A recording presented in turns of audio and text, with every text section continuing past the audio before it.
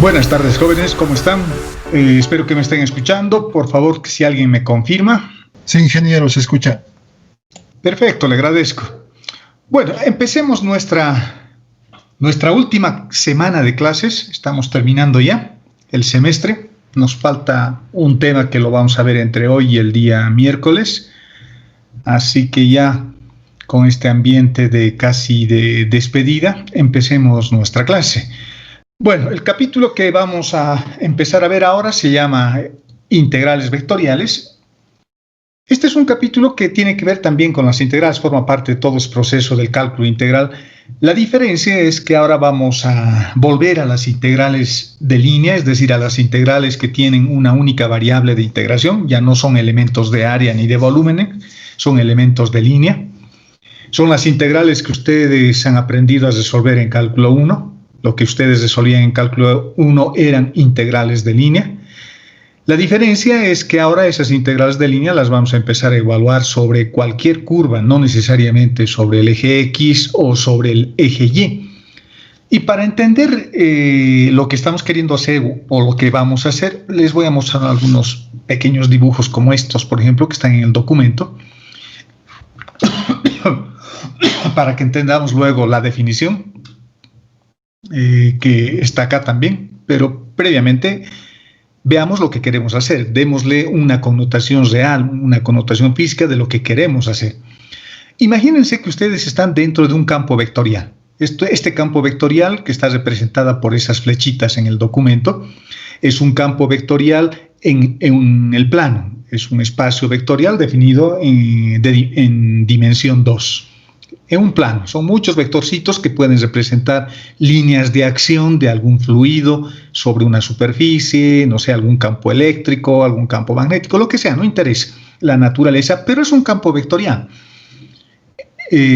contenido en un plano, son flechitas dibujadas en un plano. Y nos vamos a imaginar que queremos movernos desde el punto A hasta el punto B. El punto A vamos a suponer que está por acá, en la parte inferior, y el punto B vamos a suponer que está en la parte superior. También podríamos ir del punto B al punto A, en cualquier sentido podríamos movernos.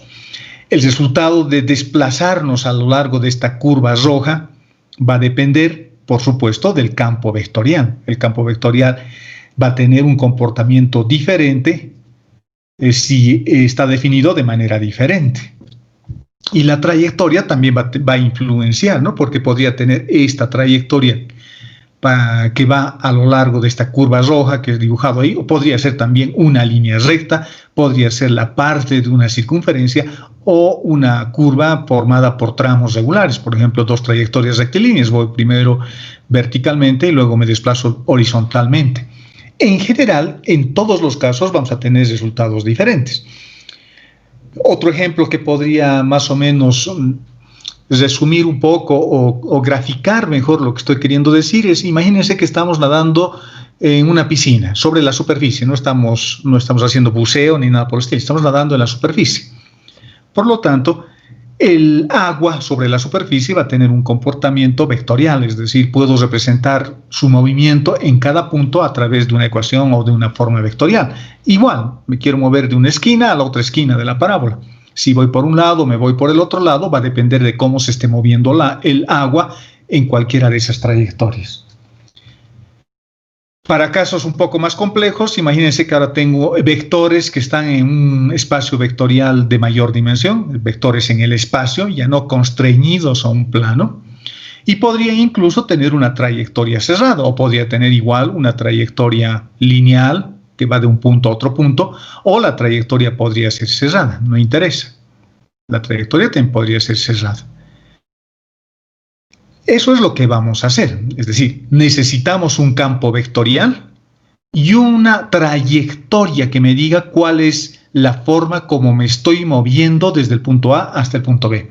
Reitero, la trayectoria puede ser abierta o puede ser cerrada, entonces, desde ese punto de vista yo puedo encontrarle muchas aplicaciones a esto, ¿no? Podría decir, quiero describir, no sé, por ejemplo, trabajo. Si esto es un campo de fuerzas, si yo me estoy desplazando de acá hasta acá, podría tratar de averiguar cuál es el trabajo que voy a realizar.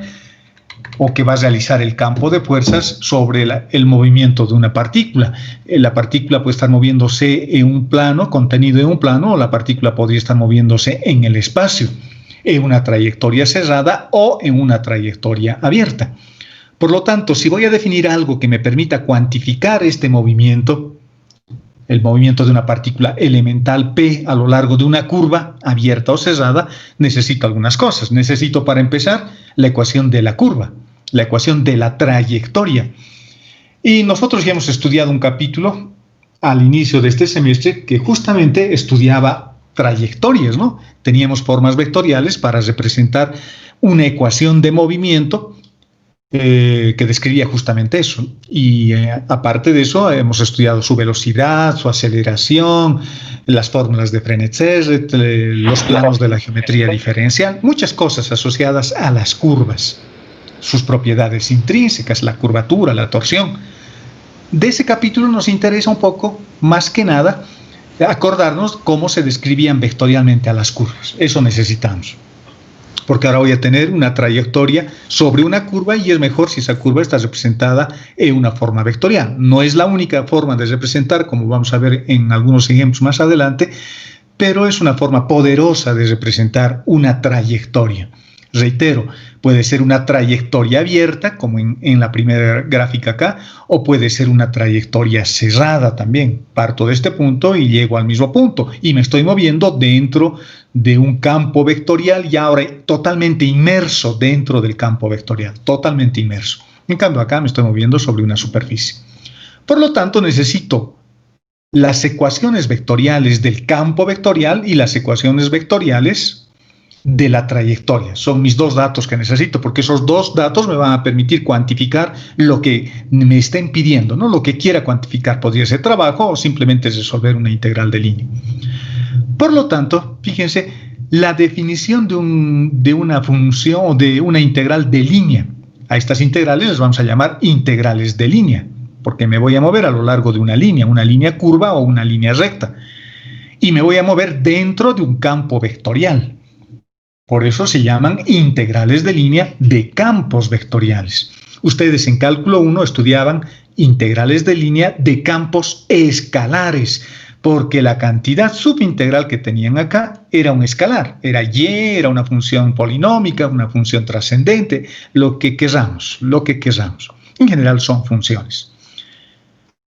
Por lo tanto, necesitamos un campo vectorial. Y este campo vectorial tiene que ser continuo, por supuesto. Es decir, si me voy a mover desde este punto hasta este punto, en todo momento el campo vectorial tiene que estar presente. Es decir, si yo nado debajo del agua, por ejemplo, imagínense que esto es una piscina y estas flechitas están representando la corriente del agua debajo de la superficie. Yo estoy moviéndome ahí debajo de la superficie. No hay un lugar que esté hueco, ¿no? No hay un lugar que esté hueco. Todo está completamente lleno de agua. No hay una burbuja ahí por donde yo pueda atravesar dentro del agua. Eso no es natural. Por lo tanto, la función debería ser continua, eso quiere decir. Y además debería ser regular, es decir, que admita derivadas, que admita al menos una derivada. Y por supuesto tiene que estar definido sobre la curva, es decir, la curva tiene que estar inmersa dentro del campo vectorial. Por lo tanto, cada punto de la curva también debería poder definir un punto del campo vectorial. Eso quiere decir que va a estar definido sobre la curva suave C. La curva suave es esta línea roja que he dibujado ahí, o esta línea cerrada roja también que está ahí. Y lo podemos expresar de forma vectorial, es decir, como una función vectorial parametrizada en términos del parámetro t, por ejemplo, y t que varíe de a hasta b, es decir, una ecuación de movimiento que en el instante t igual a 0 estoy acá y en el instante t igual a 2 o a 3 o a t sub 0 en general vamos a estar en el otro punto. Y nos estamos moviendo siguiendo la forma de la curva desde el instante a hasta el instante b o desde el parámetro a hasta el parámetro b. Entonces la integral de línea, como esta es una magnitud vectorial, la trayectoria está descrita por una ecuación vectorial y el campo es un campo vectorial, la integral de línea se define como el producto escalar entre la función vectorial, la función que describe el campo vectorial, y la forma diferencial de la trayectoria.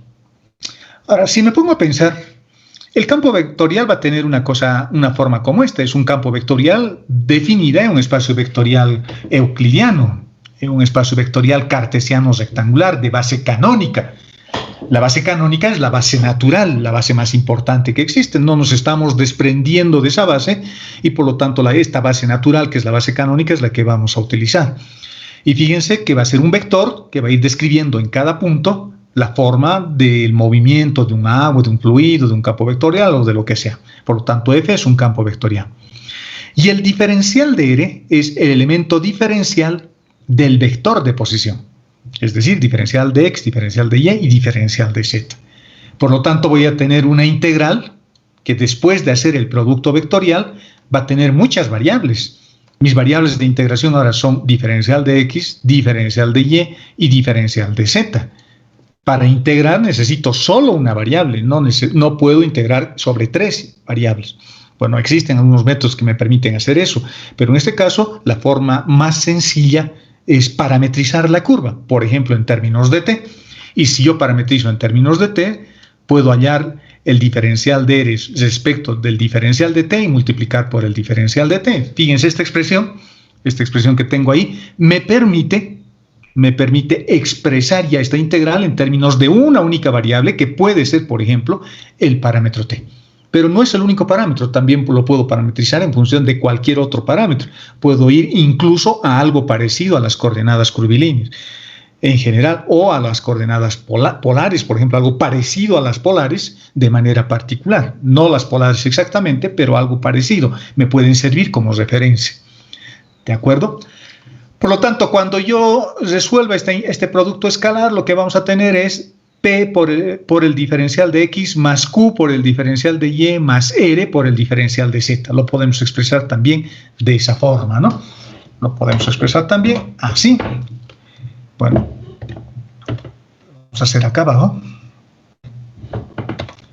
Podríamos hacer, por ejemplo, así. Agarramos eso. Y nuestra integral lo podríamos expresar también así, lo que les decía. Eso sacamos, perdón, P por el diferencial de X, estoy haciendo el producto escalar, fíjense, más Q por el diferencial de Y, más R por el diferencial de Z. Después de hacer el producto escalar, y escalar, vamos a tener una cosa como esta. El producto escalar es una contracción. El producto escalar convierte vectores que tienen una dirección en escalares que no tienen dirección. El producto escalar es una contracción. Por lo tanto, fíjense, es la definición de una integral de línea. Me lo pueden dar así, me lo pueden dar expresándome cuáles son las formas vectoriales del campo vectorial, o me lo pueden expresar también así al problema. Y por supuesto me tienen que dar la ecuación de la trayectoria y me dirán es una recta, es una parábola, es cualquier curva parametrizada en términos de t o lo que sea. ¿De acuerdo? A eso se le llama integrales de línea y eso es lo que vamos a estudiar ahora. Ahora, se llama integrales de línea porque mi variable de integración, si veo esto, mi variable de integración es el diferencial de x, que es un elemento de línea, o el diferencial de y, que es un elemento de línea, o el diferencial de z, que es un elemento de línea. Y si parametrizo en términos de t, mi única variable será el diferencial de t, que es un elemento de línea. Por eso se llama integrales de línea. Eso es lo que estamos estudiando acá. Es decir, una herramienta que me permita calcular una integral a lo largo de cualquier curva. Por eso se llaman integrales curvilíneas. Ustedes en cálculo 1 siempre evaluaban lo mismo para campos escalares, pero a lo largo del eje X. A lo largo del eje X. Entonces, hay una pequeña diferencia, digamos, pero en ambos casos seguimos hablando de las integrales de línea. Veamos un pequeño ejemplo. Una vez que ya hemos entendido la definición, veamos un pequeño ejemplo. Vamos a suponer que tenemos esta elipse. Esa es una elipse que no está parametrizada, me lo han dado como una elipse y me están pidiendo que calcule esta integral de línea. Y fíjense que la integral de línea me lo están dando así, parecido a esta expresión, a esa. Pero en este caso, como solamente tengo dos variables, fíjense, diferencial de X y diferencial de Y, seguramente estoy dentro de un campo vectorial constreñido a un plano, contenido en un plano. No es un espacio vectorial de dimensión 3, va a ser simplemente un espacio vectorial de dimensión 2. El campo vectorial para este ejercicio, este campo vectorial, no va a tener 3 componentes, tendrá solamente 2. Tendrá solo 2 porque mi plano exige solamente 2 variables y mi diferencial de R tendrá solamente 2 variables también. No hay movimiento en Z, estamos pegados al plano Z igual a 0. Por lo tanto, el campo vectorial va a ser esto en la dirección de Y más esto en la dirección de J, o como vector lo podemos expresar así. Ese es el campo vectorial. Fíjense, en este ejemplo estoy mostrándoles cuál es el campo vectorial para que sepamos de ahora en adelante cuál es el campo vectorial. Y el diferencial de R es esto, ¿no? El diferencial del vector de posición tendrá solamente 2 componentes ese vector. Ojo, ambos vectores, este y este otro, ambos campos vectoriales están referidos a la base canónica, a la base natural. Listo. Como tengo que resolver esta integral de línea, tengo muchas variables, ¿no? Tengo que colocar todo en términos de una única variable. Ojo, no se puede separar, ¿no? En 2 integrales, es decir, aquí integro solo para X y aquí integro solo para Y. Lo que se hace normalmente es parametrizar la curva para colocar todo esto en términos de una única variable. Esa única variable podría ser X, esa única variable podría ser Y, o esa única variable podría ser otra variable, como por ejemplo el parámetro T. Veamos lo que vamos a hacer. Esta es la curva sobre la que nos estamos moviendo. Es una elipse. Y lo vamos a poner en su forma estándar. 4x al cuadrado más y al cuadrado igual a 4. Esa es la ecuación de la elipse. Lo que voy a hacer es parametrizarlo como si fuesen coordenadas polares. Voy a usar el mismo criterio de las coordenadas polares. La diferencia con las coordenadas polares es que las coordenadas polares definen áreas de superficie, no elementos de línea.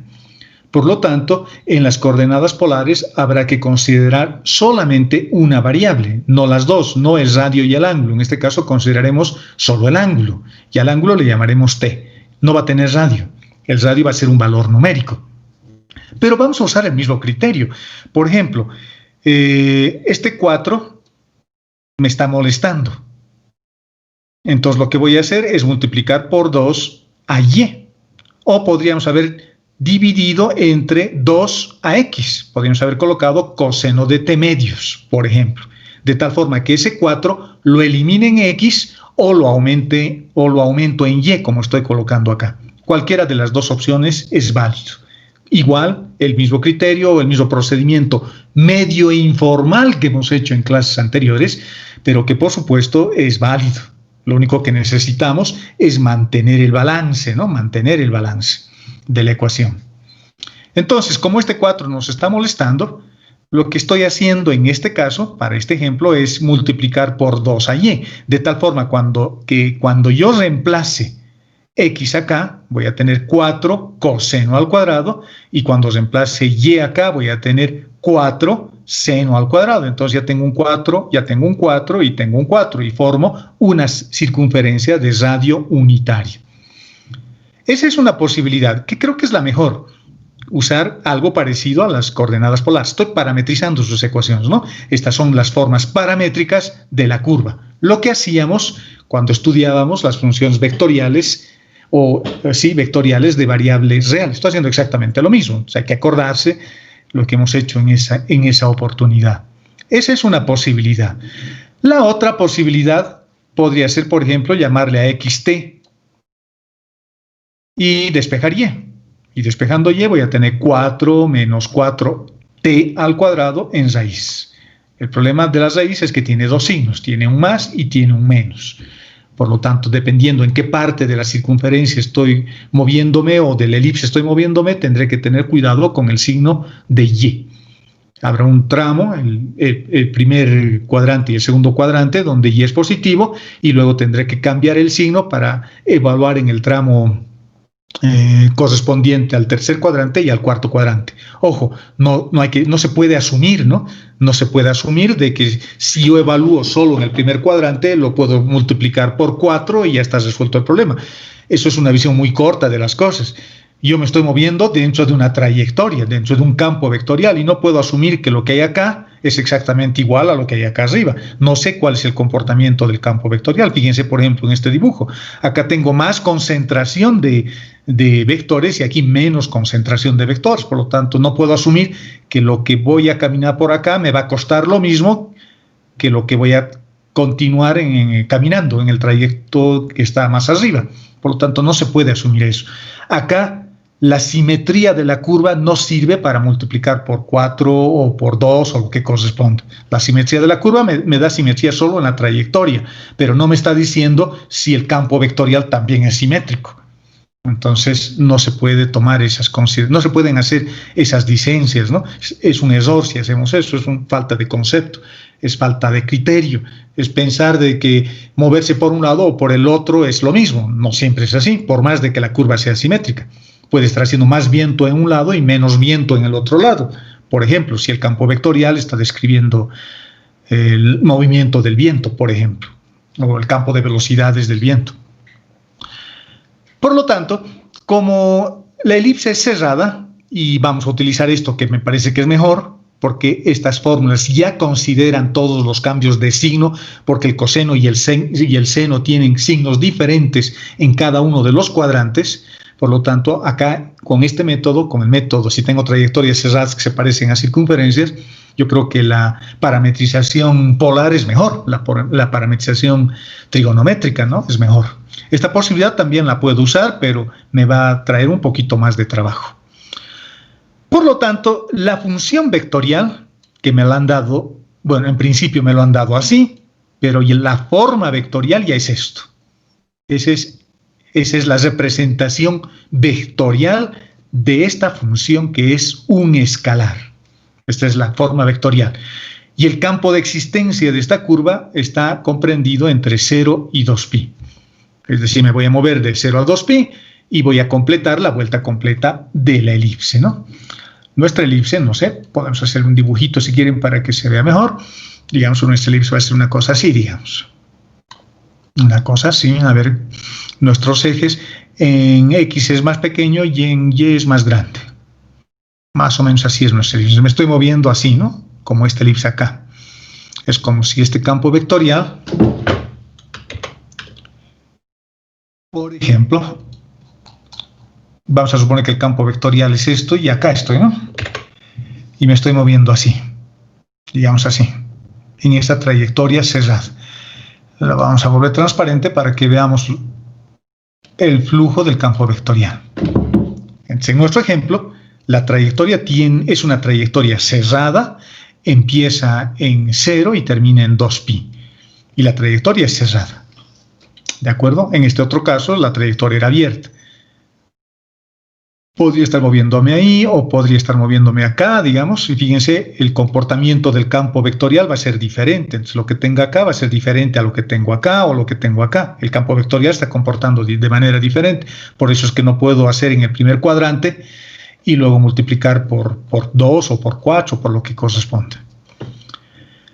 Ahora ya se resuelve la integral de manera bien sencillito. Donde vea x lo voy a reemplazar por coseno de t y donde veamos y lo vamos a reemplazar por diferencial de y. Necesito el diferencial de x y necesito el diferencial de y. Lo que voy a hacer es encontrar las formas diferenciales de x de la forma parametrizada de la curva. El diferencial de x es menos seno de t diferencial de t y el diferencial de y va a ser 2 coseno de t diferencial de t. Por lo tanto, vamos a parametrizar esta ecuación en términos de estas formas trigonométricas. En lugar de x colocamos esto, en lugar de y colocamos esto y en lugar del diferencial de x colocamos esto mismo. Fíjense que la curva es básico, ¿no? A partir de la curva se construye nuevamente la integral. Hay que reconstruirla utilizando siempre la curva. La curva nos sirve para todo. La curva que hemos parametrizado, la elipse que hemos parametrizado de forma paramétrica, de forma trigonométrica, me sirve para reemplazar las variables x y y me sirve también para transformar o parametrizar estas formas diferenciales, diferencial de x y diferencial de y. Acá está el diferencial de x, por ejemplo, y acá estará el diferencial de y esta otra, bueno, será y menos x, y menos x. Bueno, simplificando un poquito, como ya tengo una forma trigonométrica, y como su campo de existencia es de 0 a 2pi, porque estoy yendo desde acá y dando una vuelta completa, coloco los límites y el resultado es menos 4pi. Fíjense que acá estoy haciendo algo medio raro. Estoy utilizando un pequeño círculo alrededor del símbolo de la integral. Ese pequeño círculo se utiliza cuando estamos evaluando en una trayectoria cerrada, como en el caso de esta elipse, ¿no? Partimos de un punto y damos una vuelta. La trayectoria es cerrada, como en el primer caso, como en este caso, solo que esta es una curva irregular. La que tenemos es una curva contenida en el plano XY y además más o menos simétrica respecto al origen de coordenadas. Es elipse, ¿no? Es una elipse. Por lo tanto, resolver la integral no es muy difícil y eso es lo que representa este pequeño círculo que estoy evaluando en una trayectoria cerrada. Cuando se evalúa en trayectorias cerradas, la integral de línea siempre se resuelve en sentido antihorario. Los límites tienen que tener esa tendencia. Es decir, imagínense que ustedes están caminando a lo largo de esta curva, porque aquí en realidad lo que nos interesa solo es la curva, no la región que estoy cerrando. Me estoy moviendo a lo largo de la curva, pero me tengo que mover en sentido antihorario. Es decir, me tengo que mover de tal forma que mi mano izquierda vaya apuntando a la región que estoy encerrando con la curva. Cuando la curva es cerrada siempre se hace así y se llama circulación a ese tipo de integral. Lo vamos a ver un poco más adelante nuevamente como un tema específico, pero vayan acordándose. Este pequeño círculo me dice que la trayectoria es cerrada y que hay que evaluar en sentido positivo o lo que es lo mismo en sentido antihorario. Y el resultado es menos 4pi. ¿Qué quiere decir menos 4pi? Quiere decir que el campo vectorial se está oponiendo a mi movimiento. Eso quiere decir. Si yo me estoy moviendo en sentido antihorario porque la trayectoria es cerrada, así como les estoy mostrando con el cursor de la computadora, me tengo que mover en el sentido antihorario. Mi mano izquierda, imagínense que ustedes están caminando a lo largo de esta curva, ya lo dije, sus manos izquierdas tienen que estar apuntando a la región R que está acá adentro, encerrada por la curva. Entonces quiere decir que cuando yo me estoy moviendo a lo largo de la curva, el campo vectorial se está oponiendo al movimiento. Entonces hago un doble esfuerzo, si ustedes quieren. Imagínense que están nadando, entonces me voy a cansar más rápido, porque estoy nadando corriente arriba. Si estuviese en un río, por ejemplo, la corriente del agua no me favorece, es más, me impide a que yo me mueva, pero de todas formas me estoy moviendo. Eso quiere decir el signo menos. En estas integrales el signo también es información, también describe el resultado de manera completa. ¿De acuerdo? No necesariamente tiene que ser positivo, puede ser positivo, puede ser negativo o incluso puede ser cero. ¿Y cuándo podría ser cero el resultado? Fíjense, este es un producto escalar. Como es un producto escalar, el producto escalar vale cero cuando los vectores son perpendiculares. Eso querría decir que yo me estoy moviendo perpendicularmente al campo de fuerzas. Es como nadar de una orilla a la otra orilla de un río, perpendicularmente al movimiento. Entonces ahí no existe una contribución del campo de fuerzas ni a favor ni en contra. Es como si no pasase nada. ¿De acuerdo? Puede salir incluso cero. Podemos tener los tres signos. Bueno, los dos signos, positivo y negativo, y el cero que no tiene signo, por supuesto. Veamos otro. Fíjense que también hay un pequeño círculo. También hay un pequeño círculo. Eso me está diciendo de que me voy a mover en una trayectoria cerrada también. Pero el campo vectorial ahora es un campo vectorial en el espacio. Tiene tres componentes. Tiene una componente en X, en Y y en Z. Y fíjense que los elementos diferenciales, por ejemplo ese, es el diferencial de X, el diferencial de Y y el diferencial de Z, que son las componentes del vector diferencial del vector de posición. Son los componentes diferenciales del vector de posición. Mejor. Y me están diciendo que la curva resulta de la intersección de la esfera, de esta esfera de radio 2, con este plano. Entonces acá tengo que parametrizar la curva de alguna manera. Tengo que parametrizar la curva para que luego esa curva parametrizada me sirva para resolver la integral.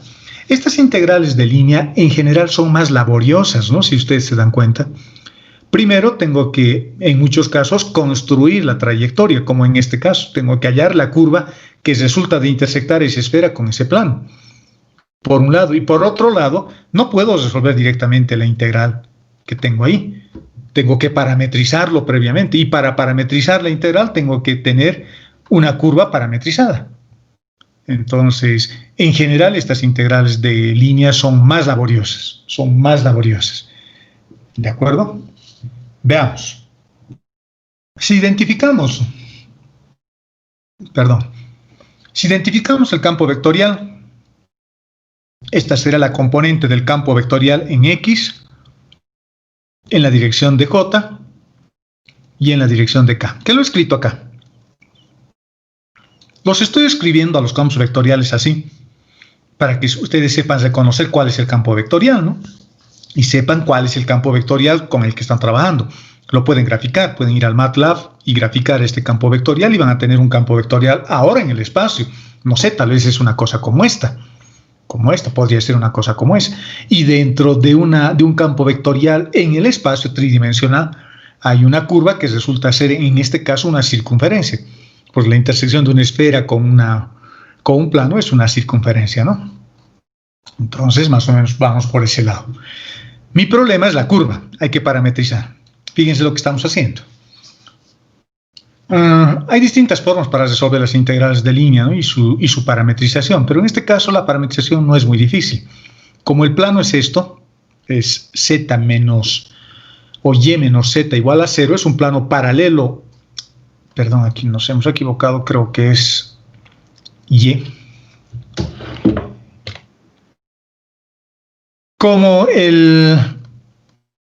Lo vamos a guardar. Como el plano es un plano paralelo al eje X, no está tan difícil su parametrización. Lo que vamos a hacer es encontrar un cilindro. Lo que vamos a hacer es lo siguiente, miren. Tengo la esfera, les voy a mostrar gráficamente. Tengo la esfera y tengo un plano. Vamos a hacer un plano como este, digamos. Un dibujo esquemático, no es exactamente como posiblemente sea en la realidad. Y luego, teniendo esta curva que tengo por acá, lo que voy a hacer es construir un cilindro. A la curva lo voy a hacer contener en el cilindro.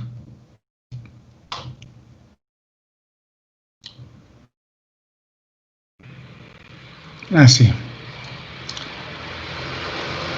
Lo vamos a poner de color naranja y lo vamos a volver transparente para que se vea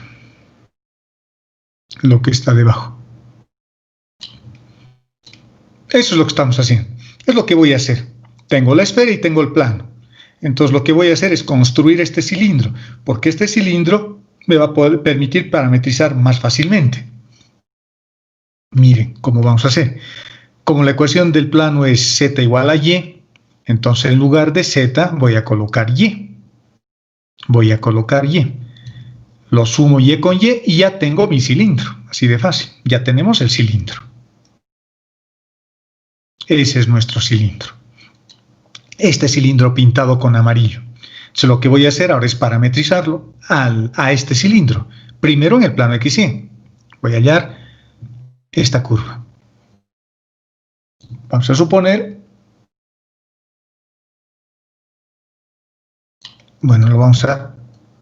nuestro cilindro va a estar en el plano XY así, más o menos. El plano XY vamos a suponer que está por ahí. Y esto que vamos a darle un color negro, lo voy a poner acá. ¿De acuerdo? Entonces, esta ecuación en el plano XY es una elipse, pero en el espacio es un cilindro. Por lo tanto, voy a empezar parametrizando esta elipse. Ahí voy a tener ecuaciones paramétricas para X y para Y. Y luego con esta ecuación voy a tener la ecuación paramétrica para Z más. Lo mismo, tengo varias posibilidades acá. Por ejemplo, podría multiplicar por 2 a X. o por raíz de 2 en realidad, para que en el momento que reemplacemos x acá en sus ecuaciones paramétricas, la raíz se me vaya con el término cuadrático y tenga 2 y tenga 2. Ya tengo una circunferencia, lo he vuelto una circunferencia. La otra posibilidad es de que pueda dividir entre 2 a y. Hay varias posibilidades, fíjense cuál he escogido acá. Acá lo que he hecho es multiplicar por 2 a x. Otra posibilidad. O sea, aquí estoy poniendo un 2. Cuando reemplace por 2 por x voy a tener un 2. Y a y le estoy poniendo también un 2, pero en raíz, de tal forma que cuando eleva al cuadrado me va a salir simplemente 2. Por 2 voy a tener los 4 que tenía en x. Fíjense, estoy jugando simplemente, ¿no? Esta es una posibilidad, pero pueden haber otras. Puedo no hacer nada con x y mantenerlos, eliminar este 2 de y, o poner aquí un 2 y no hacerle nada a y, etcétera, etcétera. Cualquier posibilidad que ustedes prueben es válido, siempre y cuando satisfagan las ecuaciones. En este caso va a satisfacer. Fíjense, cuando yo reemplace x acá, voy a tener 4 coseno de t al cuadrado, ¿no? Coseno al cuadrado de t. Y cuando yo reemplace y al cuadrado, voy a tener 2 seno al cuadrado de t. Este 2 se me va a multiplicar con este 2, voy a tener 4. Aquí tengo un 4, en x tengo un 4, en y tengo un 4 y aquí tengo un 4. Por lo tanto, voy a tener una circunferencia de radio 1. De radio 1. Cualquier posibilidad. Una vez que tengamos las ecuaciones paramétricas de la curva, por ejemplo, eso es x, esto es y, con lo que acabo de explicar, jugando un poquito incluso con las ecuaciones, hay varias posibilidades acá, al menos unas 3 yo veo acá que puedo hacer para parametrizar. Fíjense, he parametrizado x y z lo estoy obteniendo de la ecuación del plano, es decir, cada puntito x y que tengo acá lo estoy subiendo hasta acá arriba, porque la curva en realidad está acá arriba. La curva en realidad está ahí arriba. A ver, vamos a... Esa curva en realidad está acá. No está donde dibujada, la curva está acá. Ahí está la curva, ¿no? Esa es la curva. Resulta de la intersección del cilindro con la esfera, esta curva. Bueno, está marcado toda la región con negro, pero solamente tenemos que ver la curva en realidad, solo nos interesa la curva. Podemos ponerlo a la curva de otro color para que se vea mejor, tal vez con un rojo si lo ponemos y lo hacemos más gruesito. Eso es en realidad lo que nos interesa, la curva, y el negro simplemente para notarlo mejor. Fíjense que los puntos que yo he definido acá, tomando en cuenta solo x y solo y, los puntos están acá en el plano xy. Y cuando utilizo la ecuación del plano, lo que estoy haciendo es subir los puntos hasta, es decir, darle la coordenada de más en z. Los estoy subiendo hasta el plano. Y las ecuaciones de parametrización que nos hemos inventado son esas, que hemos construido. Por lo tanto, en el campo vectorial lo que voy a hacer es, donde haya x voy a reemplazar por esto, donde haya y voy a reemplazar por esto, y donde haya z, bueno, acá hay un z, acá también, lo voy a reemplazar por esta otra ecuación. Y los diferencial de x, diferencial de y diferencial de z del campo vectorial, de la integral de línea, mejor dicho, los voy a reemplazar diferenciando estas ecuaciones de parametrización. Eso es exactamente lo que vamos a hacer. Donde veamos x, donde veamos y, donde haya z, por acá hay un z, acá hay un y al cuadrado multiplicado por z, etcétera, etcétera. Y todo por el diferencial de x, diferencial de y diferencial de z. Aquí está el diferencial de x. Eso es el diferencial de x. Acá está el diferencial de y. Y acá está el diferencial de z. Que los hemos obtenido acá también.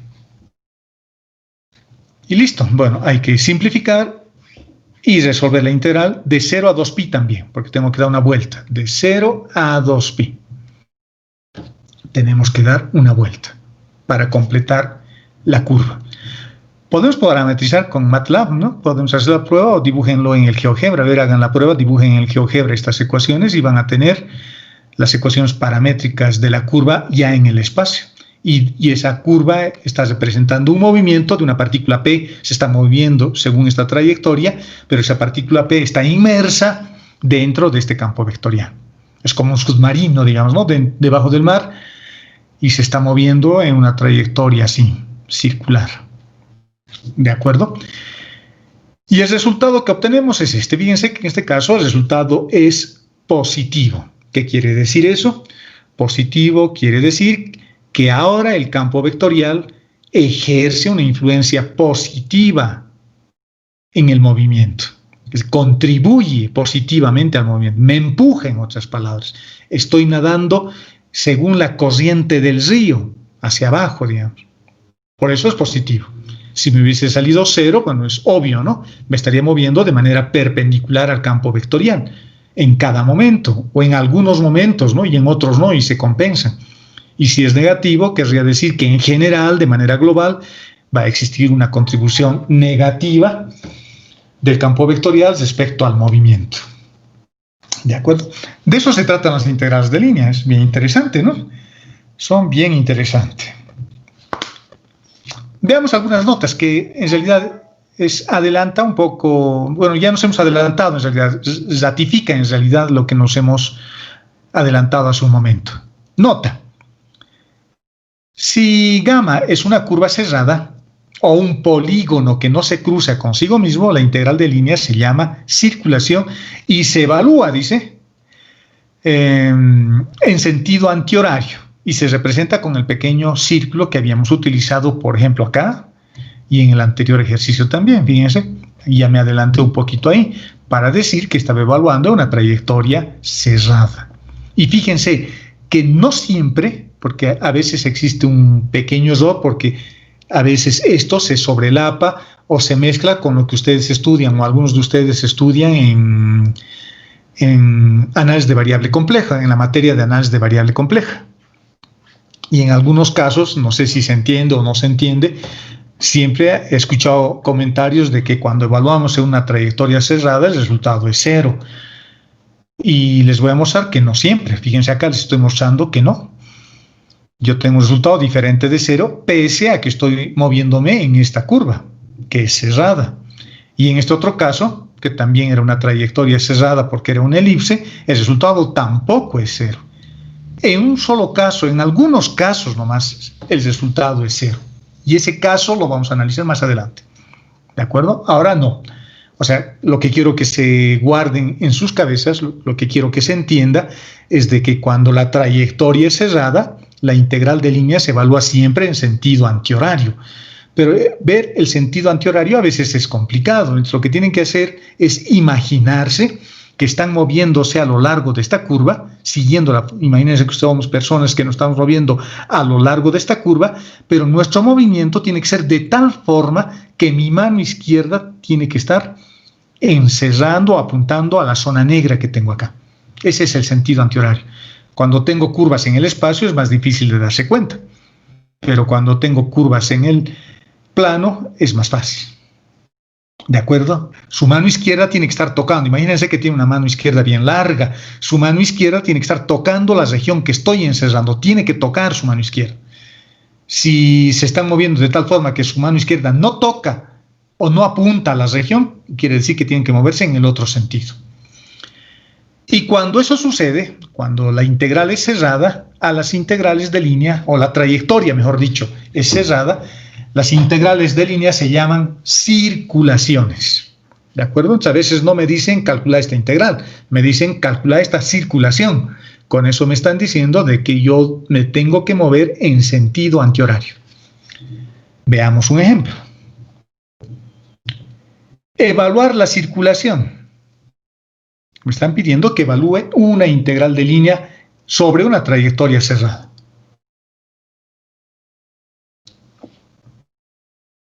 La integral es esta y la trayectoria está formada por dos trayectorias simples. Una recta que va desde el punto 0,2 y fíjense, aquí es bien importante cuál es el punto de inicio y cuál es el punto de llegada, porque yo tengo que moverme de acuerdo a lo que me dicen. Te estás moviendo desde aquí hasta aquí, en ese sentido. desde este punto que está sobre el eje Y hasta este punto que está en el tercer cuadrante. Me estoy moviendo así. Y una vez que termine de moverme sobre la recta, dice que empalmo con una parte de esta parábola. Por lo tanto, hay dos trayectorias. La primera ecuación es una recta. Puedo hallar la ecuación de esa recta. De hecho, aquí está. Ya lo he hallado. ¿Cómo voy a hallar? Bueno, no hay necesidad de que les explique un poco. Eso han hecho en el prefacultativo. Hemos hecho en el capítulo de geometría analítica del espacio acá. Puedo hallar la ecuación de punto pendiente. Puedo hacer lo que ustedes quieran, lo que han aprendido. Pero es una recta. Y esa recta en este caso es esta, su ecuación. Así que fíjense, no estoy hallando la ecuación de la recta porque sé que ustedes lo pueden hacer. Y esta es la parábola.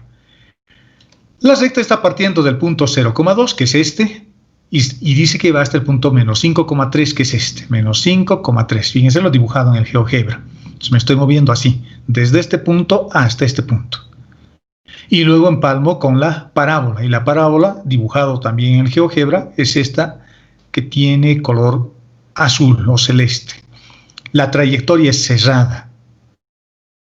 Es una circulación. Y como es cerrada, como es una circulación, nos tenemos que mover en el sentido de estas flechitas. Porque así, si nos movemos, mi mano izquierda va a estar apuntando a la región que está acá adentro. La región encerrada por la línea verde y por la línea azul. Es cerrada. Por lo tanto, habrá que resolver dos integrales. En este caso, la trayectoria se dice que es una trayectoria regular por tramos. Regular quiere decir derivable y continua. Y en este caso tengo una función derivable y continua desde acá hasta acá. En estos quiebres angulares no hay derivada, pero luego empalmo por esta otra. Tengo que resolver dos integrales de línea y tengo que resolver en el sentido que dicen las flechitas.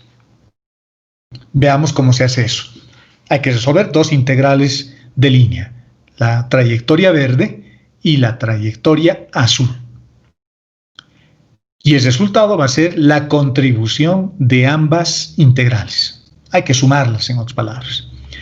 Veamos la trayectoria verde. Ya tenemos la ecuación de la recta. Reitero, eso lo pueden hallar fácilmente ustedes. Fíjense lo que voy a hacer. Voy a despejar alguna de las variables. En este caso estoy despejando Y. Y no voy a parametrizar en términos de t. Lo voy a parametrizar directamente con las variables X y Y. Es decir, voy a reemplazar una variable en función de la otra. Estoy despejando Y y encontramos de que Y, cuando encontramos su forma diferencial, es diferencial de X. En general siempre tienen que tener las dos variables. Fíjense, para nuestro caso yo podría escribirlo así. X va a ser X lo más.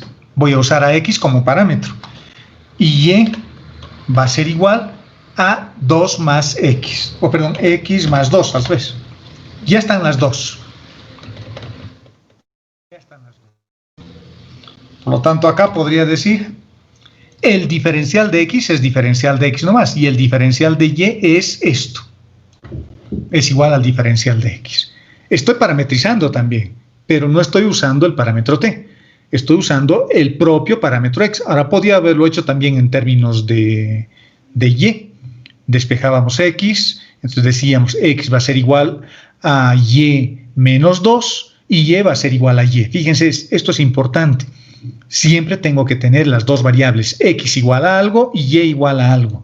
En este caso, x es x nomás y y va a ser una función de x. En todos los ejercicios que hemos hecho siempre teníamos las dos variables, o tres. En este caso tengo x, tengo y y tengo z, porque estábamos en el espacio. En el otro ejercicio tenía x y tenía y, en el primer ejemplo que hemos hecho. Siempre tienen que tener las dos variables, y las dos variables tienen que estar expresadas en términos de un único parámetro, de una única variable. En este caso, estoy aprovechando la propia variable x. Esto es importante. ¿De acuerdo? Eso es importante. Y hacemos lo mismo, diferencial de x es diferencial de x nomás, y el diferencial de y es igual al diferencial de x, que es lo único que en realidad me interesa acá. Como esta era la integral de línea, como eso es la integral de línea, voy a colocar mis límites todo en términos de x. Entonces, en lugar de y al cuadrado, voy a colocar x más 2 elevado al cuadrado. El diferencial de x es diferencial de x nomás, porque no cambia. Fíjense de acá. El diferencial de x es diferencial de x nomás. Podemos hacer como hemos estado haciendo con los otros ejemplos. El diferencial de x es igual al diferencial de x, no cambia. En cambio, el diferencial de y, bueno, está ahí arriba, ¿no? Ya lo hemos escrito, pero lo voy a volver a escribir acá. El diferencial de y va a ser igual al diferencial de x. ¿De acuerdo? Ya tengo mis elementos diferenciales. Ya tengo el diferencial de x y tenemos el diferencial de y. En los otros ejercicios que hemos resuelto, usábamos el parámetro t, porque polares era más útil, ¿no? En este caso no hay necesidad de usar polares. Por lo tanto, todo está expresado en términos de x. Ahora acá viene lo importante. Aquí viene lo importante. La variable que estoy usando es x. Y me estoy moviendo desde aquí hasta aquí. Por lo tanto, ¿cuánto vale x en este punto? En este punto x vale 0. Entonces parto desde x igual a 0 y llego hasta este punto que vale x igual a menos 5. Eso es importante. Eso es resolver siguiendo la trayectoria cerrada y antihoraria.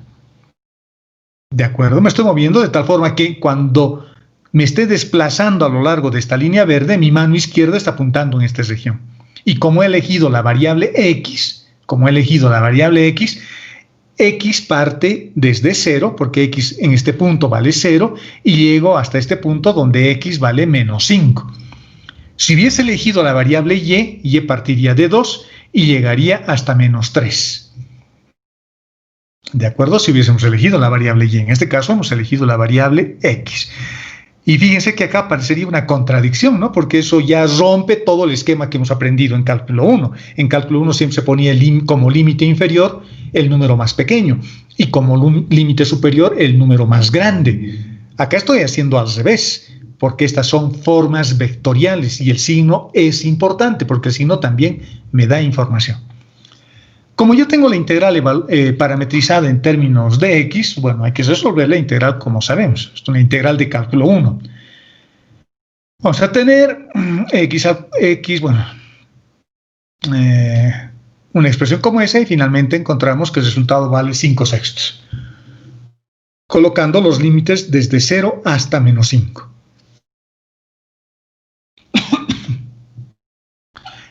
O sea, hemos empezado a caminar desde acá y ya hemos llegado acá. Ahora tengo que moverme o desplazarme a lo largo de la curva azul. La curva azul ya responde a otra ecuación, es una parábola. Por lo tanto, en la parábola vamos a tener lo siguiente. Esta es la ecuación y puedo hacer lo mismo. No voy a parametrizar en términos de t, como es el plano. Cuando tenemos curvas en un plano, es mejor utilizar cualquiera de las variables, x o y, es decir, volver a cálculo 1. Fíjense que estoy despejando x de la parábola, porque la ecuación era esta. De hecho, ya estaba despejada x, es que voy a mantener x. Y vamos a tener y como y nomás. Las ecuaciones de parametrización en este caso van a ser como estas, ¿no? La variable x es esta. Y la variable y, vamos a copiar acá. Las dos variables les decía. Y la variable y va a ser y nomás.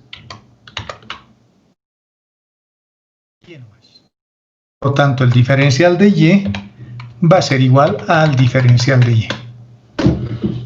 Las dos variables, x y y. Ahora estoy usando la variable y como variable de parametrización. En el caso anterior habíamos usado x. X se mantenía como x y en este otro caso y se mantiene como y. Colocamos o parametrizamos, eliminamos la variable, en este caso x.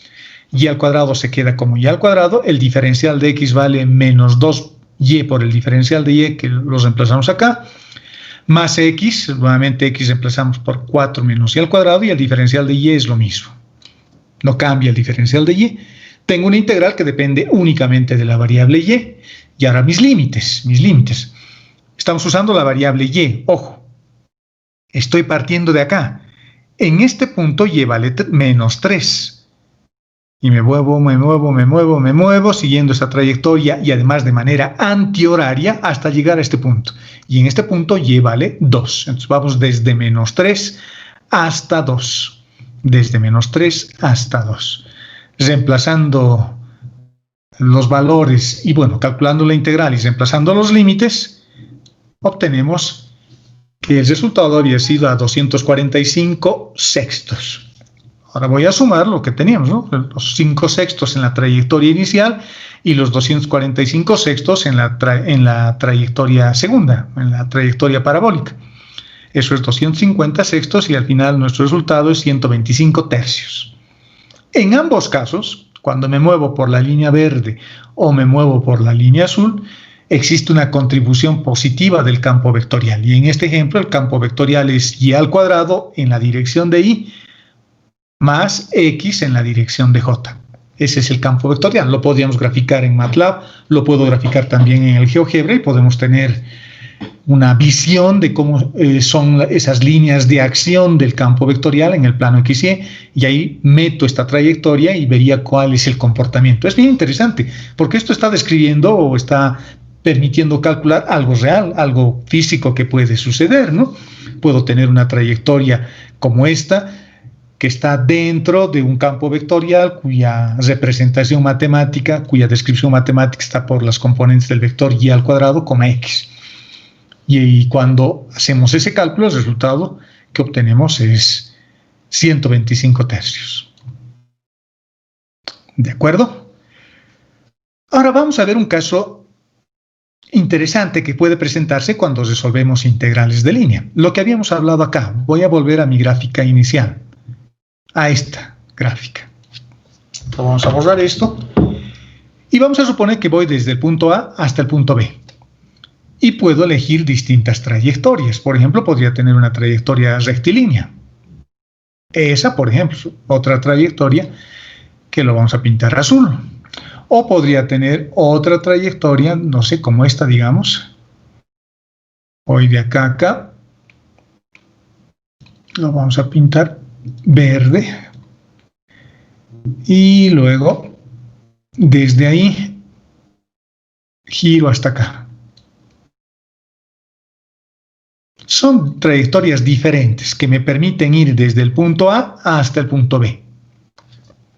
Cualquier trayectoria. Fíjense que el comportamiento del campo vectorial es diferente, ¿no? Si yo elijo la trayectoria verde, fíjense cómo están las flechitas del campo vectorial. Están de una manera diferente a las flechas que describen el comportamiento del campo vectorial cuando me muevo en la trayectoria azul, y es diferente el comportamiento del campo vectorial que cuando me muevo siguiendo la trayectoria roja o cualquier otra trayectoria que se nos ocurra, cualquier otra.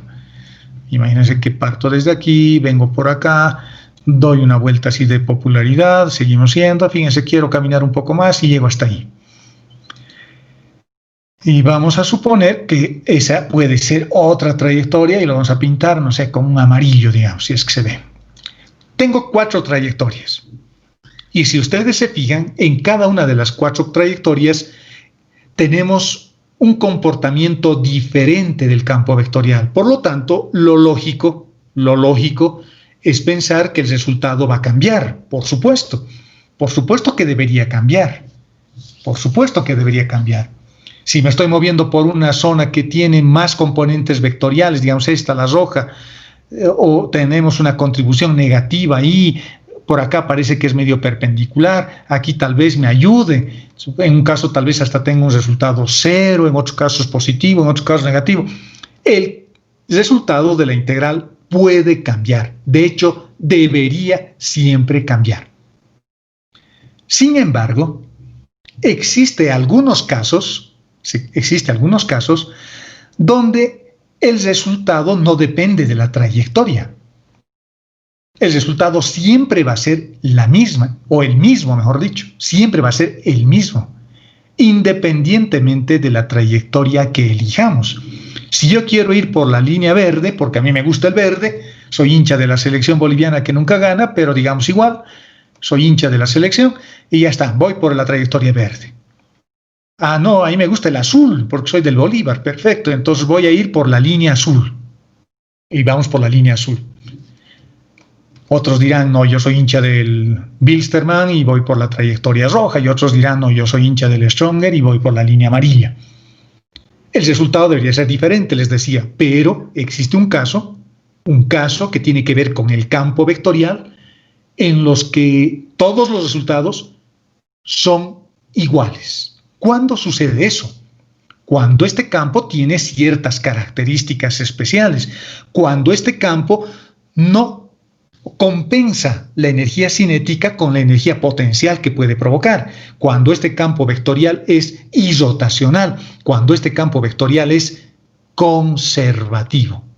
Si el campo vectorial es conservativo, no me interesa la curva que vaya a elegir. El resultado siempre es el mismo, igualito que el fútbol. Nuestro fútbol es conservativo, no interesa qué equipo juegue, todos pierden, todos tienen el mismo resultado. Acá es igualito, ¿de acuerdo? Acá es igualito, pero el campo vectorial tiene que ser conservativo. No todos los campos son conservativos, solo algunos son conservativos. Hay algunos que son especiales.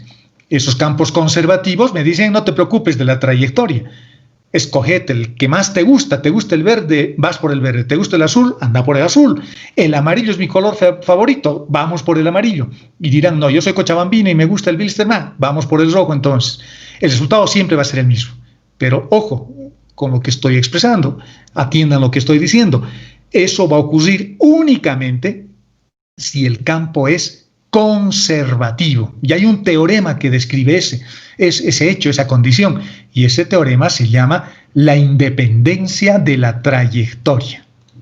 Tiene sentido, ¿no? Su nombre no es nada imaginativo, está describiendo exactamente lo que acabo de explicar.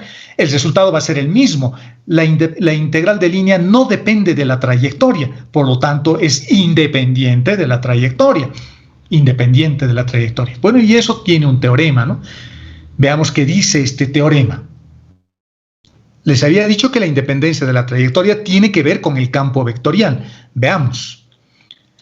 Si el campo vectorial es un gradiente, es decir, que existe una función escalar phi, cuyo gradiente hemos encontrado, en una determinada región, eso es importante también, entonces esta integral de línea con este campo vectorial que ahora es un gradiente,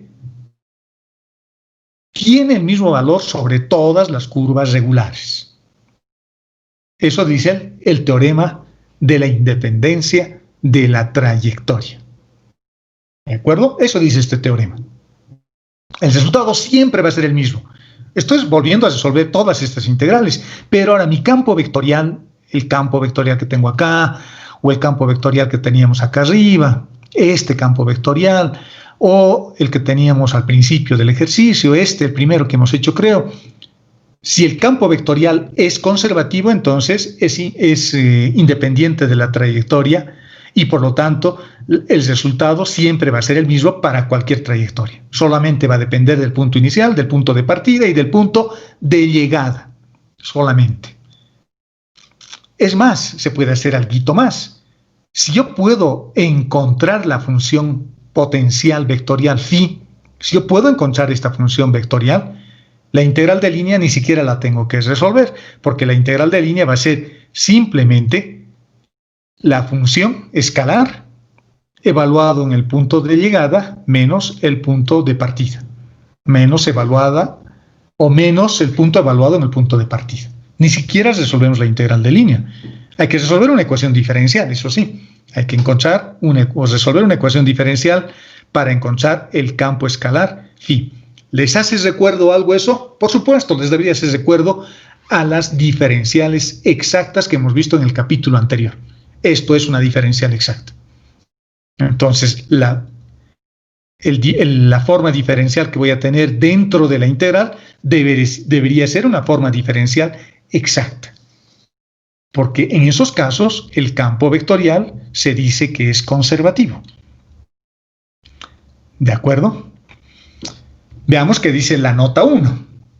Si f, el campo vectorial, ¿no?, donde estamos moviéndonos, es un gradiente, es el gradiente de la función escalar phi, entonces f es irrotacional.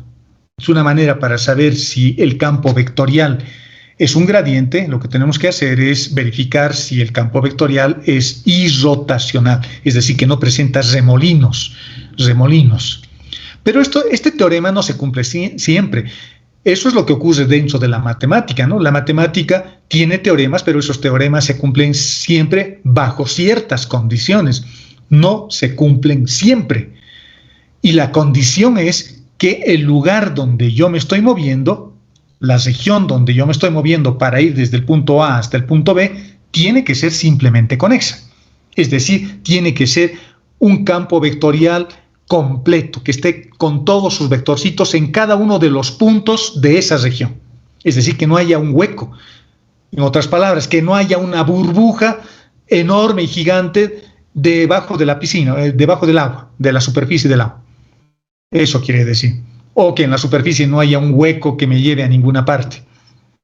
Tiene que ser un campo vectorial o una piscina completamente llena de agua. O un campo vectorial definido en cada punto del espacio. Eso quiere decir. La región tiene que ser simplemente conexa. A esas regiones se les llama simplemente conexas. Por lo tanto, para que este teorema se cumpla, el campo vectorial primero tiene que ser irrotacional, porque así decimos que es un gradiente, por un lado, y por otro lado, la región donde yo me voy a mover, cuando vaya del punto A hasta el punto B, la región donde yo me voy a mover no tiene que tener huecos. Tiene que estar totalmente definida para cada punto del plano o del espacio. Y esto es una definición matemática, ¿no?, de simplemente conexa. Bueno, es una forma gráfica de ver. Es decir, si yo tengo un hueco y le hago una circunferencia alrededor, no puedo volverlo a esa circunferencia a un punto, porque el hueco me lo va a impedir. Eso quiere decir. Acá les puse un dibujito de lo que es una región simplemente conexa y lo que es una región que no es simplemente conexa. Una región simplemente conexa es como esta. El campo vectorial está definido para cada punto. Entonces me puedo ir mover desde este punto hasta este punto sin problemas. No tengo huecos acá. En cambio, si yo estoy moviéndome del punto A al punto B y justo al medio de donde yo estoy queriendo ir, hay un hueco, entonces la región ya no es simplemente conexa y el teorema ya no se cumple. Los resultados van a ser diferentes. Alguien podría decir, pero usted puede moverse alrededor de la curva o alrededor de este otro lado, pero la definición dice que tiene que haber una región R, y esa región R pues, necesariamente tiene que ser un rectángulo. Voy a dibujar un rectángulo y debería decir, me voy a mover acá, dentro de este rectángulo. Esa es la región R. Y fíjense que la región R tiene un hueco. O sea que esa es la región R. No puedo tener esta región R, donde no hay huecos, digamos. Ahí no hay, pero mi punto está acá y mi punto está acá. Para que vaya de este punto hasta este punto, la región R necesariamente tiene que ser una cosa como esta. No hay otra posibilidad. Y como en esta región hay un hueco, en la región R hay un hueco, en esta región R, toda la región R tiene que ser simplemente conexa. Toda la región R tiene que estar definida. En cambio acá no hay problema, ¿no? Fíjense, escojo esa región y pueden escoger una región tan pequeña como quieran, tan próxima a los puntos A y B. Ahí el teorema se sigue cumpliendo. Digamos que esa es mi región R, está bien, está perfecto, la región es llena, es una región simplemente conexa. Acá se cumple el teorema de la independencia de la trayectoria. Si esa región R lo traigo acá, fíjense, eso es lo más pequeño que puedo tener para mi región R, estoy casi en los bordes, en los límites cuando defino el punto de partida y el punto de llegada, pero en la región R tengo un hueco, y como tengo un hueco no puedo utilizar el teorema de la independencia de la trayectoria. Aquí el resultado va a depender, por más de que el campo vectorial sea simplemente conexo, irrotacional, pero será irrotacional acá, en todos los puntos rosados será irrotacional, pero justo en la región R, no. Ahí tengo un hueco, ahí hay un rotacional, hay un remolino que me come. ¿De acuerdo? Entonces este teorema funciona así. Por eso les puse una carita feliz acá y un X de no pasar cuando tengo regiones que no son simplemente conexas. A la función phi, a esta función phi, que me va a permitir encontrar la función f, se le llama función potencial de un campo vectorial. ¿De acuerdo? Ahora, ¿cómo yo sé si la función vectorial f, cómo yo sé si la función vectorial f es un gradiente o es irrotacional? Bueno, eso ya lo hemos estudiado en el capítulo anterior, cuando veíamos diferenciales exactas. Es lo mismo. Simplemente para recordar voy a poner las ecuaciones. Cuando tengo en el espacio, fíjense, esta es la cantidad subintegral, aquí está la integral de línea delante. Lo que tengo que hacer es verificar que la derivada de p respecto de y debería ser igual a la derivada de q respecto de x.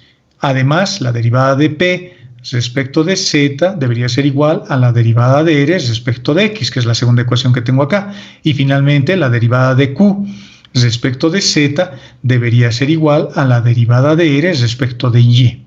Si se cumplen estas tres ecuaciones, perfecto. El campo es irrotacional. Me dice que ese campo en realidad es un gradiente. El gradiente es un campo vectorial.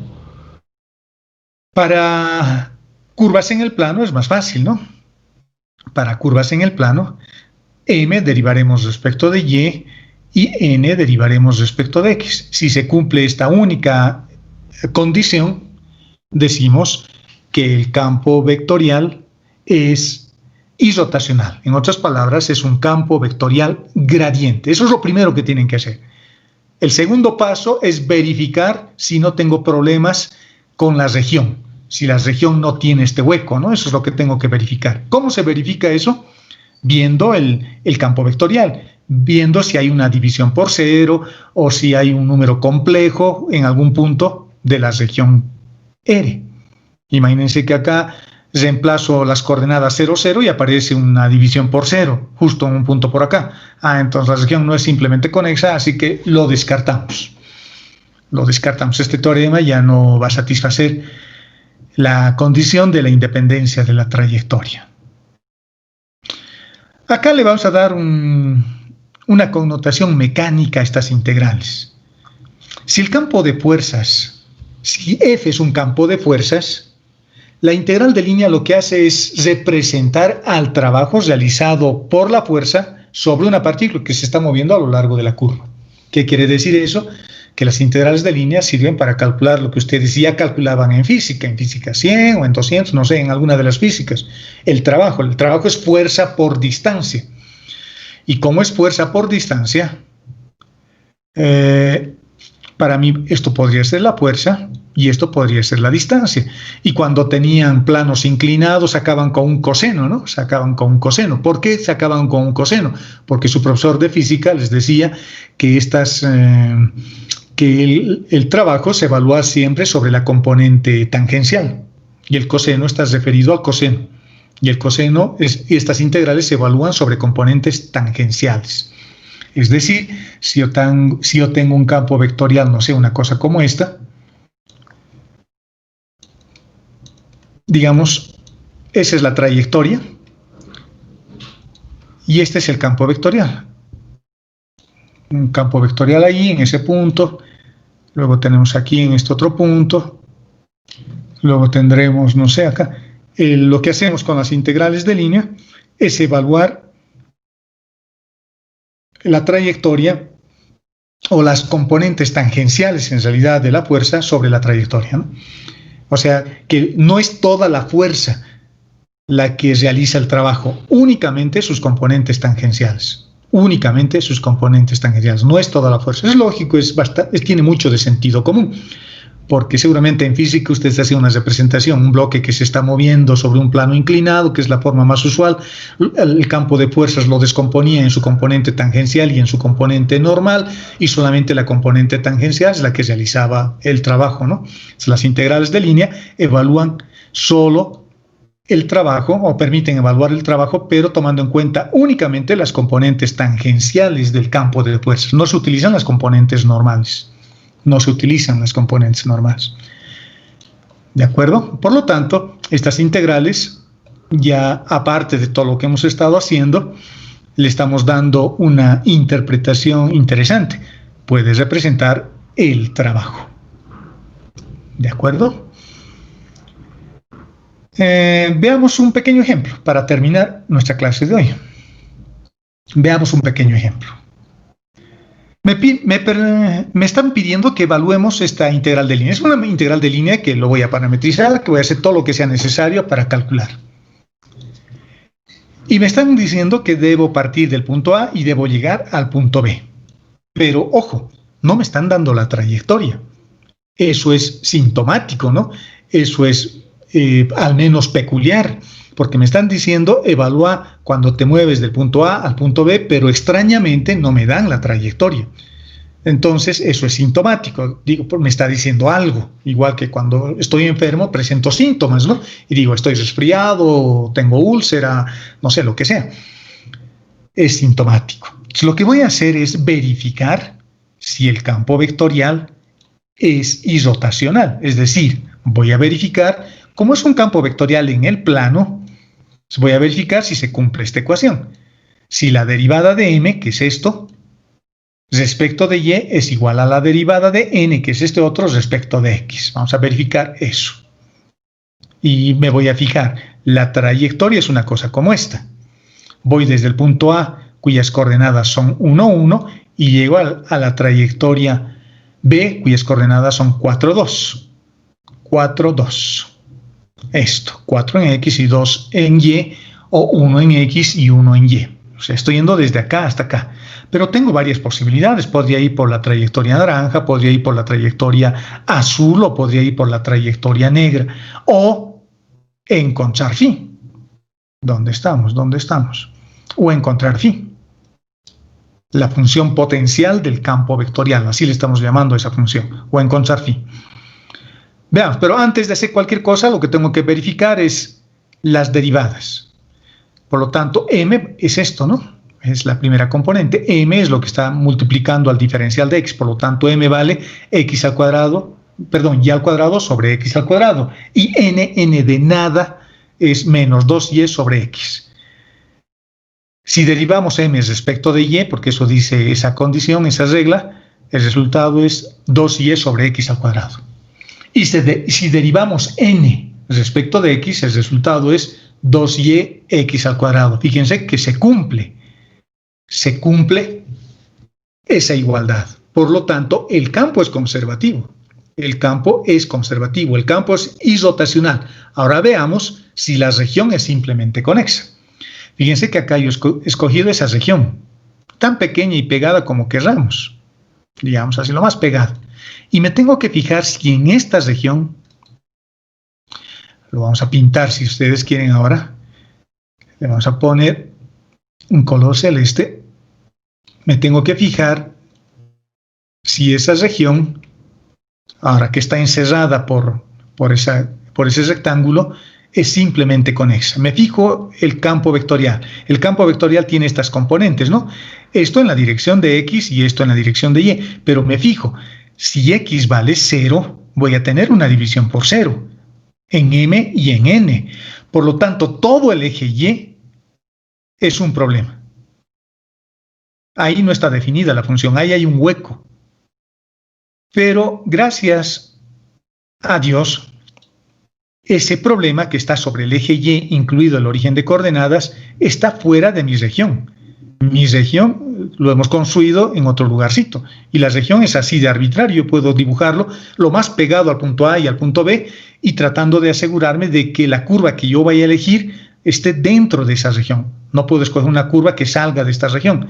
No puedo escoger una curva que venga por acá, dé una vuelta por acá y venga por acá, porque podría decir, bueno, como es independiente de la trayectoria, yo puedo darme una vuelta de popularidad por los 4 cuadrantes y llegar hasta el punto B.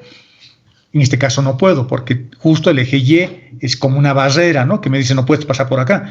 Así que ya me arruina todo el teorema de la independencia de la trayectoria. Pero si escojo una curva que está dentro de esta región celeste, no tengo problemas, porque esa región celeste es simplemente conexa. ¿De acuerdo? Tengo varias posibilidades. Puedo empezar a escoger entonces trayectorias. Por ejemplo, aquí puse algunos casos. Podría elegir una recta que va desde el punto A hasta el punto B. En ese caso, tendría que escribir la ecuación de punto pendiente o la ecuación de la recta que pasa por dos puntos, porque tengo las coordenadas de A y tengo las coordenadas de B. Puedo tratar de hallar su vector direccional o hacer como me han enseñado en el prefacultativo, como me han enseñado en la escuela, como mejor me parezca. Esa es una posibilidad. La otra es seguir trayectorias más simples, aunque son dos, pero son más simples porque simplifican harto el problema. Y esas trayectorias siempre son las trayectorias paralelas a los ejes. Por ejemplo, podría decir que x valga 1, y haría variar de 1 a 2, y luego me movería, y ya en ese caso la ecuación de esta trayectoria vertical sería x igual a 1 y y igual a y.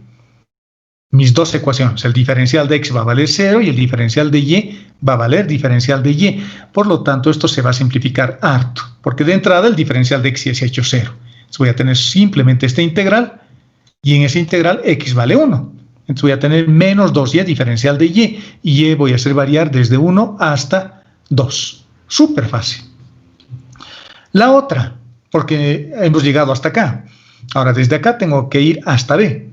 Y para ir hasta b, la ecuación que voy a utilizar va a ser y igual a 2 y x que sea x nomás. Entonces, en este caso, el diferencial de x es diferencial de x, pero el diferencial de y se hace 0. Entonces, esto ya también se va a anular. Y en esta ecuación y vale 2, entonces voy a tener 4 sobre x al cuadrado por el diferencial de x. Y x va a variar desde 1 hasta 4. Entonces tendría que resolver dos integrales, pero súper simples. Súper simples. Cuando ustedes escogen trayectorias paralelas a los ejes, esas son las trayectorias más fáciles que pueden tener. También pueden escoger la otra trayectoria, fíjense, pueden ir primero por esta línea horizontal negra y luego suben con esta línea vertical negra también. Sus ecuaciones ya van a ser diferentes. La ecuación de abajo será y igual a 1 y x es igual a x. Y esta otra será x igual a 4, pero y vale y nomás, y va a ser la variable. Entonces, hay otra, aparte de estas hay otra. Otra podría ser escribiendo la ecuación de esta recta directamente. Y la tercera opción que podría utilizar es, y esa es la que voy a poner en el ejemplo para concluir esta parte, es encontrar phi, es decir, acordarme de las integrales, de esta técnica para encontrar ecuaciones diferenciales, las diferenciales exactas, la que hemos visto también en el capítulo anterior. Esta es la función. Me olvido de la integral y me fijo solo en esto, en la cantidad subintegral. Bueno, en esta parte simplemente. Esta parte. Eso sin la integral. Sin la integral. Me fijo y al cuadrado sobre x al cuadrado diferencial de x menos 2y sobre x diferencial de y. Ya sabemos que es independiente de la trayectoria, ya sabemos que se cumple esta ecuación en la cantidad subintegral. Por lo tanto, por ejemplo, podría agarrar esta primera y al cuadrado sobre x al cuadrado diferencial de x y resolver esa integral. Agarro la primera, fíjense, estoy haciendo lo que hemos hecho cuando veíamos diferenciales exactas. Hay que acordarse si es que no se acuerda, ¿no? Entonces tengo mi primera aproximación, resuelvo esta integral, la integral resuelta es esta, pero como es una integral que no tiene límites, tendremos que aumentarle una constante que dependa de y, de tal forma que al derivar este phi supra 1 respecto de x, voy a tener y al cuadrado sobre x al cuadrado más 0, porque esto se va a anular. Pero al integrar necesitamos una constante de integración que dependa de y. Una vez que ya tengo esta función, esta es mi primera aproximación, lo que voy a hacer, esa es la primera aproximación, eso es muy parecido a la función que vamos a calcular, a la función potencial del campo vectorial. Lo que voy a hacer es encontrar esta constante, ¿no? Para eso lo voy a derivar respecto de y derivando respecto de y voy a tener menos 2y sobre x más la derivada de k respecto de y esa derivada debería ser igual a n, debería ser igual a eso, a menos 2yx. Puedo cancelar esto con esto y me queda que la derivada de k respecto de y había sido igual a 0. Por lo tanto, k tiene que ser una constante, cualquier constante. La solución no es única, no es una familia de soluciones. Por lo tanto, la función potencial del campo vectorial había sido esto, menos y al cuadrado sobre x más k que depende de y, pero como ya hemos encontrado cuánto vale esta función k que depende de y, en realidad es una constante, finalmente tenemos que esa es la función potencial. Por lo tanto, como estamos queriendo resolver una integral de línea, según el teorema que hemos visto, ¿dónde está? Según este teorema, la integral de línea que quiero resolver es lo mismo que evaluar la función que acabamos de encontrar en los puntos de partida y en el punto de llegada. El punto de llegada menos el punto de partida, así tendríamos que hacer, ¿no? Mi punto de partida es 1, 1 y mi punto de llegada es 4, 2. Entonces vamos a la función y lo evaluamos. Ya nos resuelvo la integral de línea, simplemente agarro ahora la función phi que hemos encontrado, que vale esto, y lo evalúo entre el punto inicial y el punto final. Resolviendo o reemplazando esos límites dice que sale 0. Dice que sale 0. Perfecto. Siempre es bueno que verifiquemos, ¿no? Dice que sale 0. Ya está. Ya tengo mi resultado y hemos calculado la integral de línea. Pero fíjense, en este caso no he resuelto la integral de línea. Lo que he resuelto es una ecuación diferencial. Hemos resuelto unas diferenciales exactas. Esa es una posibilidad. Si es que no quieren usar esa posibilidad, pueden usar estas trayectorias, que me parece que incluso son más fáciles, ¿no?, que hacer esto. Hice esto con este ejemplito tan sencillo porque es una manera de recordar lo que hemos hecho ya en un capítulo anterior. ¿De acuerdo? Y ahí vamos a quedar. La siguiente clase, que es el día miércoles, vamos a pasar nuestra última clase, que está referida a las integrales de línea de campos escalares. Ahora vamos a estudiar integrales de línea de campos escalares. Y vamos a ver alguna aplicación más y un teorema importante, que es el teorema de Green. Pero es así de cortito como este también, ¿no?, como el que hemos avanzado ahora. Nos tomará igual una hora y media, y ahí nos despediremos hasta el examen, que va a ser, me imagino, la subsiguiente semana. La siguiente semana ya empiezan los parciales, me imagino, ¿no? ¿Qué fecha estamos? Hoy es 30. Vamos a terminar el miércoles 2 de diciembre. El miércoles 2. Entonces, la siguiente semana son los exámenes parciales. Yo creo que ya van a empezar a partir de la semana del 8, 9 o 10 u 11. Estamos terminando bastante bien los exámenes parciales o el final. Así que tienen prácticamente unos 10 días para estudiar todo lo que es integrales, si es que no lo han hecho todavía, ¿no? Y el día miércoles vamos a terminar de ver esta parte.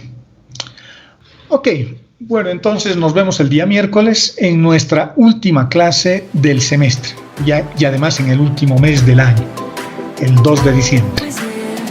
Ok, jóvenes, cuídense y nos vemos el día miércoles.